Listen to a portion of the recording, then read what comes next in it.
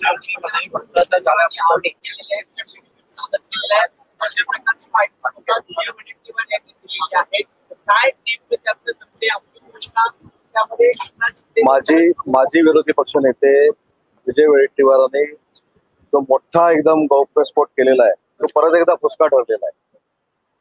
त्यांनी ज्या पद्धतीने सांगितलं की ऍफिडेव्हिट करण्यात आलं, ऍफिडेव्हिट मध्ये माननीय माजी मुख्यमंत्री आणि विद्यमान उपमुख्यमंत्री एकनाथ शिंदे साहेबांवर ठपका ठेवण्यात आलेला आहे, असं कुठेही झालेलं नाही.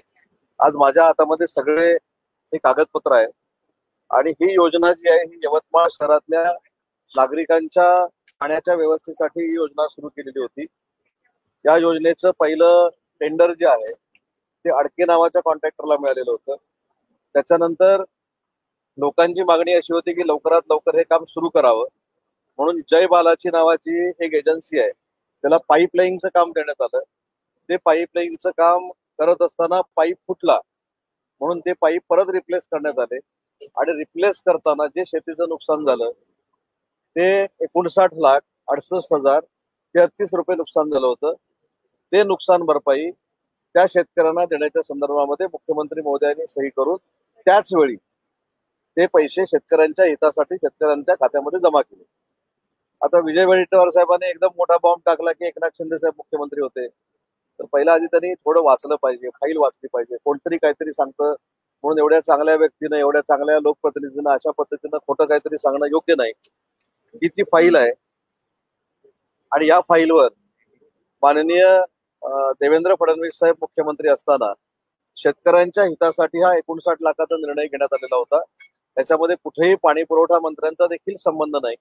त्यावेळेचे तत्कालीन पालकमंत्री यवतमाळचे मदन येरावार साहेबांनी या नळपाणी योजनेची मागणी केलेली होती आणि या नळपाणी योजनेमध्ये नक्की काय झालं तर ही योजना जसजशी दिवस त्याचे वाढायला लागले त्यावेळी लोकांनी मागणी केली की पाईपलाईन हे लवकरात लवकर झालं पाहिजे. त्याच्यासाठी जे पाईप टाकण्यात आले आणि पाईप टाकताना शेतकऱ्यांचं जे नुकसान झालं त्या नुकसानीपोटी 59 लाख रुपये देण्यात आलेले आहेत.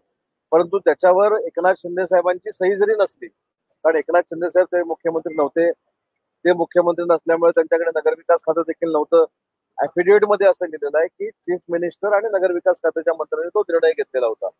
त्यावेळी मुख्यमंत्री हे माननीय देवेंद्रजी फडणवीस होते आणि जरी शिंदे साहेबांची सही नसली तरी देवेंद्रजींनी तो निर्णय घेतलेला होता. हा शेतकऱ्यांच्या हिताचा निर्णय होता आणि ते सगळे पैसे 59 लाख रुपये हे शेतकऱ्यांच्या खात्यामध्ये त्याच वेळी जमा झालेले आहे. 5/1/2019 तत्कालीन मुख्यमंत्र्यांच्या नेतृत्वाखाली ही बैठक झाली आणि त्याच्यानंतर 2019 नंतर ही सगळी पूर्ण कार्यवाही पूर्ण झालेली आहे. त्याच्यामुळे मला असं वाटतं की जो मोठा गौप्यस्फोट करण्याचा काही लोकांनी प्रयत्न केलेला आहे तो अतिशय फुसकाबार ठरलेला आहे. त्याच्यामध्ये काही अर्थ नाही. 59 लाख रुपये शेतकऱ्यांच्या खात्यामध्ये जमा झालेले आहेत. त्याच्यावर एकनाथ शिंदे साहेबांची कुठेही सही नाही आहे. परंतु पुन्हा एकदा सांगतो की एकनाथ शिंदे साहेबांची जरी सही नसली तरी देवेंद्रजींनी जी सही केलेली होती ती शेतकऱ्यांच्या भल्यासाठी केलेली होती आणि कुठेही नियमबाह्य काम झालेलं नाही.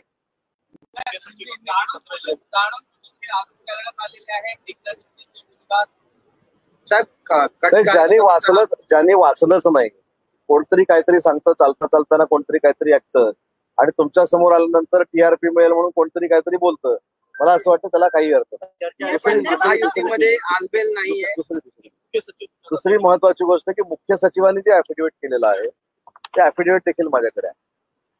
त्या ऍफिडेव्हिट मध्ये 2019च्या पिटिशनवर ते जनहित याचिकेवर ऍफिडेव्हिट केलेला आहे आणि त्याच्यामध्ये म्हटलेलं आहे की मुख्यमंत्री आणि नगरविकास मंत्र्यांनी ते निर्देश दिलेले आहेत. ते तत्कालीन मुख्यमंत्री आणि नगरविकास खात्याचे मंत्री होते. त्यामुळे मला असं वाटतं की काही आमच्या सहकार्याने, कोण म्हणालं की गुलाबराव पाटील साहेबांच्या अमृत योजनेमध्ये भ्रष्टाचार झालेला आहे, कोण म्हणतंय एकनाथ शिंदे साहेबांनी पैसे दिलेले आहेत.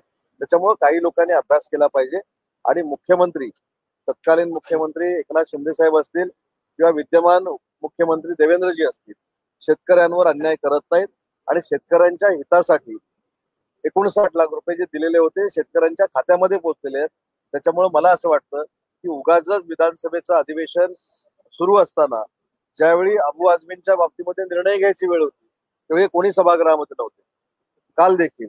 आणि म्हणून काहीतरी अबू आझमींवर कारवाई करताना अजून दोघांवर झाली पाहिजे, अजून तिघांवर झाली पाहिजे, म्हणजे जेणेकरून अबू आझमींवर कारवाई होऊ नये ही महाविकास आघाडीच्या लोकांची कदाचित इच्छा असावी म्हणून ह्या सगळ्या गोष्टी चाललेल्या आहेत.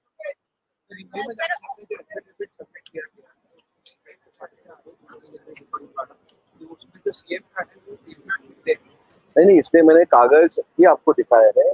2018 को 2017 को ये जो टेंडर हुआ है यवतमाल वाटर सप्लाई स्कीम का, वो जल्दी होना चाहिए था, इसलिए पाइपलाइन का टेंडर जय बालाजी करके एजेंसी थी उसको दिया था। और पाइप डालते वक्त जो नुकसान हुआ था शेतकरी लोगों का, फार्मर लोगों का, उनके लिए 60 लाख रुपए जो दिया गया है वो उनके खाते में दिया गया है। और तब एकनाथ शिंदे साहब मुख्यमंत्री नहीं थे, देवेंद्र जी मुख्यमंत्री थे, लेकिन देवेंद्र जी ने भी ये जो पैसा दिया है वो शेतकरी लोगों के भले के लिए ही दिया है। सर, आपण जर बघितलं धनंजय मुंडे यांचा काल राजीनामा झाला, यानंतर आता सगळ्याच पक्षात आपापले आमदार किंवा मंत्री असतील यांनी अशा अफवा असतील किंवा वादाच्या बोर्डात सापडू नये यासाठी खबरदारी घेतली. काय याच्यामध्ये चूक काय नेते मंडळींची, की आम्ही मंत्री म्हणून सगळे काम करत असताना आम्ही कुठं चुकू नये हे नेत्यांची इच्छा असणारच आहे. त्याच्यामध्ये मला असं वाटतं की नव्यानं काही नेते मंडळींनी सांगितलेलं नाही. जे काय अनुभव येत आहेत, ज्या काय अनुभवानं बघायला मिळतं त्याच्यावर ते नेते मंडळींनी सांगितलं. नेते मंडळींची जबाबदारी आहे आणि त्यांचं ऐकणं आमचं कर्तव्य आहे. वडेट्टीवारांनी आज जे काही आरोप केले त्यांनी चुकीचे आरोप केले असं म्हणावं. विरोधी पक्षनेतेपदी कोकणात एक नाव पुढे आलेलं आहे आधी माझी विरोधी पक्षनेत्यांचं सांगू का? वडेट्टीवारांनी जे आरोप केले नाही, आरोप मगाशी मी सांगितलं की चुकीचे आरोप करायचे की बरोबर आरोप करायचे पहिलं तपासलं पाहिजे, पहिलं वाचलं पाहिजे. प्रसिद्धी मिळते म्हणून कोणावरही कुठच्याही नेत्यावर आरोप प्रत्यारोप करणं योग्य नाही, कोणालाही आरोपीच्या पिंजऱ्यामध्ये करणं योग्य नाही. माननीय एकनाथ शिंदे साहेब मुख्यमंत्री असताना त्यांनी महाराष्ट्रासाठी काय केलंय हे अख्ख्या महाराष्ट्राला माहितीये. देवेंद्रजींनी काय केलंय अख्ख्या महाराष्ट्राला माहितीये. त्याच्यामुळे उगाच एखादा विषय डायव्हर्ट करण्यासाठी, आणि मला असं वाटतं की अबू आझमींचा विषय डायव्हर्ट करण्यासाठी काँग्रेसनं रचलेलं हे षडयंत्र आहे. जी विरोधकांची मागणी आहे कोरटकरांना कारवाई करण्याची, त्याबाबत सत्ताधारी नेमकी काय भूमिका घेणार आहे? आज अबू आझमींवर कारवाई मी सकाळी पण सांगितली की अबू आझमी हे कायदा बनवणारे एक सदस्य आहेत. त्यांनी विधानसभेमध्ये आणि विधानसभेच्या बाहेर काय बोललं पाहिजे, जबाबदारीनं बोललं पाहिजे. म्हणजे कोण जर छत्रपती शिवाजी महाराजांचा आणि संभाजी महाराजांचा अपमान करणार असेल ते आम्हाला कोणालाच सहन होणार नाही.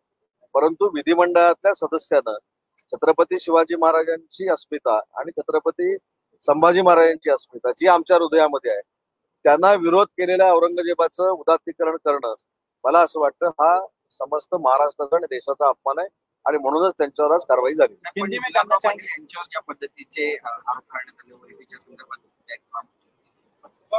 जाणीवपूर्वक केलं जातं हे सगळं. आधी कोण आरोप करतं ह्याला पण महत्व आहे. आता उद्या आज गुलाबराव पाटील साहेबांना या योजनेमध्ये काही संबंध नसताना त्यांचं नाव गवण्यात आलं, उद्या अन्य कुठच्या योजनेमध्ये माझं नाव गवण्यात येईल. हे त्यांनी नाव गवायचं आणि आम्ही पत्रकार परिषद घ्यायची हे काय आमच्यावर पण बंधन नाही. परंतु याच्यामध्ये एकनाथ शिंदे साहेब आमचे शिवसेनेचे मुख्य नेते